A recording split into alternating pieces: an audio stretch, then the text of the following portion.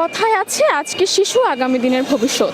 শহরের কোলাহল, গাড়ির শব্দ আর জনস্রোতের মাঝে কিছু বেঁচে থাকে নীরব মুখ। এরা পথশিশু, যাদের নেই কোনো নির্দিষ্ট আবাসস্থল, নেই কোনো তিনবেলা খাবারের ঠিক। কেউ জন্ম থেকেই রাস্তায়, আবার কেউ দুর্দশা ভরা জীবন কাহিনীকে সঙ্গী করে আশ্রয় নিয়েছে পথের পাশে, খোলা আকাশের নিচে।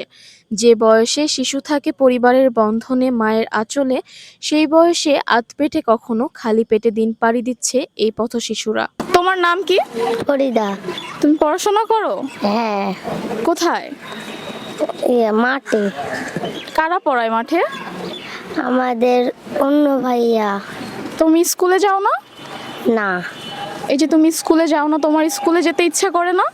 হ্যাঁ। রাজশাহীকে আমরা শান্তির শহর বলেই জানি, অথচ এই শহরে এত আলোর ভিড়ে পথশিশুদের অন্ধকার জীবনগুলো আমাদের অনেকেরই দৃষ্টির অগোচরে। প্রতিনিয়ত এই ব্যস্ত শহরে ব্যস্ততার সমানুপাতিক হয়ে দাঁড়াচ্ছে পথশিশুদের সংখ্যা।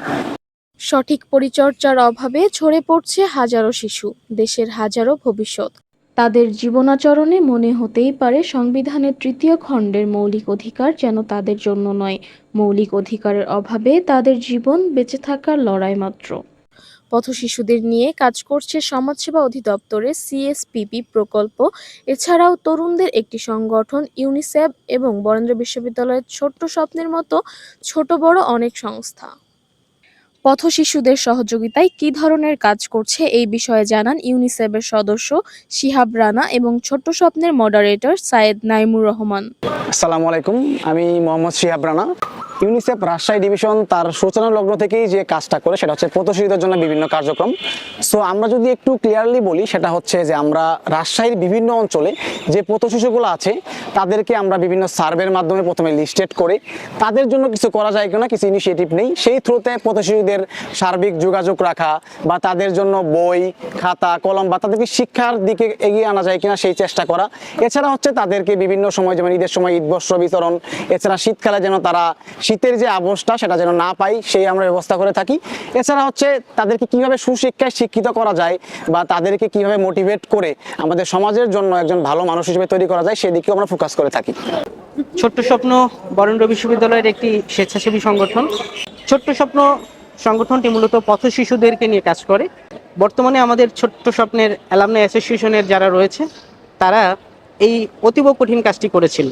তারা আমাদের রাজশাহী রেলওয়ে স্টেশন, বিভিন্ন গ্রামে গঞ্জে ছড়িয়ে থাকা যে সকল পথ শিশুরা রয়েছে যাদেরকে পড়াশোনার আন্ডারে আনা যাচ্ছে না, তাদের বাবা মাকে, গার্জিয়ানদেরকে বুঝিয়ে ছোট্ট স্বপ্নের এই যে আমাদের স্কুলটা ছিল সেখানে নিয়ে আসা হয়। আমরা পথ শিশুদেরকে শুধু শিক্ষা কার্যক্রম না, তাদের মানসিক শারীরিক বিকাশের জন্য আমরা বিভিন্ন প্রতিযোগিতার আয়োজন করে থাকি এবং তাদেরকে ঈদ সামগ্রী বিতরণ করে থাকি এবং এর মাধ্যমে তাদেরকে শিক্ষার প্রতি, সংস্কৃতির প্রতি আগ্রহী করে গড়ে তুলি।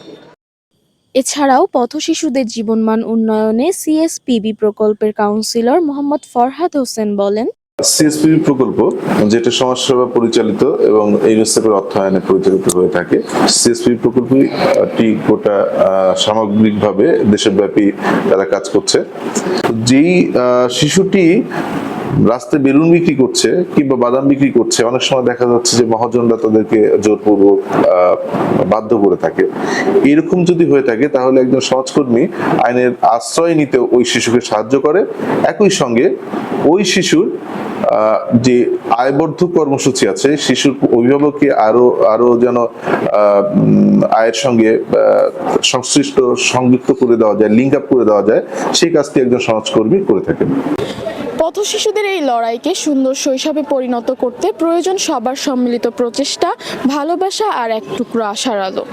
নাদিয়া মেহজাবিন, VU প্রেস, বরেন্দ্র বিশ্ববিদ্যালয়, রাজশাহী।